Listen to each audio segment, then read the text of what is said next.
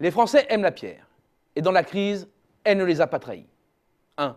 L'activité n'a pas calé et les ventes dans l'ancien ont atteint 723 000 unités, en hausse de 2,7% en 2013.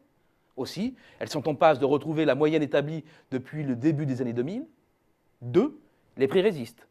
Le repli sur l'ensemble du territoire est resté bloqué à 2% seulement, ce qui porte le recul depuis l'entame du mouvement baissier à 2,5%. Une piche nette face au cycle haussier qui a fait grimper les prix de 101% en 10 ans. Surtout, le déroulement de l'année montre une remontée des prix au 4e trimestre, la première depuis 2 ans.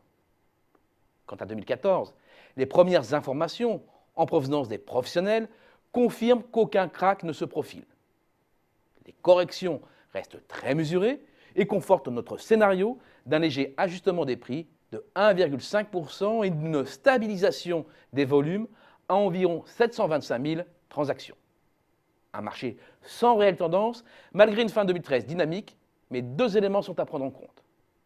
Côté taux d'intérêt d'abord. Si les taux restent proches de leur plancher, ils ne permettent plus d'amortir n'importe quelle hausse des prix.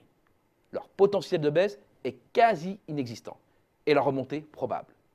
Côté taxes maintenant. Avec la hausse annoncée de 3,8 à 4,5% des droits maximaux de mutation applicables depuis le 1er mars dernier, la facture totale peut grimper jusqu'à 7,7% du coût d'acquisition.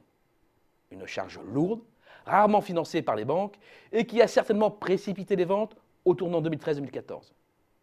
Cette solidité du marché a donc de quoi rassurer les 58% de propriétaires. Mais ce statu quo ne fait pas que des heureux. Paradoxalement, 2 catégories de population sont pénalisées. Il y a d'abord ceux à qui une baisse des prix serait très profitable. Les primo-accédants, ils ne disposent pas de biens à valoriser pour constituer leur rapport et sont pénalisés par le décalage grandissant entre les prix des logements et les revenus. Plus largement, pour tous ceux qui désirent des mètres carrés supplémentaires, le marché n'est pas favorable. Il y a ensuite les investisseurs, entrés sur le marché il y a moins de 5 ans, alors que les prix étaient au plus haut. Les loyers en euros constants, c'est-à-dire en tenant compte de l'inflation, plafonnent ou sont en baisse depuis 2007. Et il faut encore déduire les charges supportées par le propriétaire bailleur, impôts fonciers, charges de copropriété non récupérables, frais de gestion, etc. Bilan, d'après le réseau Century 21, un bien ancien présentant un rendement brut de 5% n'offre en réalité pas plus de 3,5% de rendement net. Encore faut-il déduire les taux d'intérêt. Au total, pour les néo-investisseurs, il y a bien une dégradation des rendements locatifs. Seul espoir donc, voir les prix reprendre leur ascension et rentabiliser leurs investissements à la sortie. Entre les primo-accédants et les détenteurs de biens, de quel côté va pencher le balancier?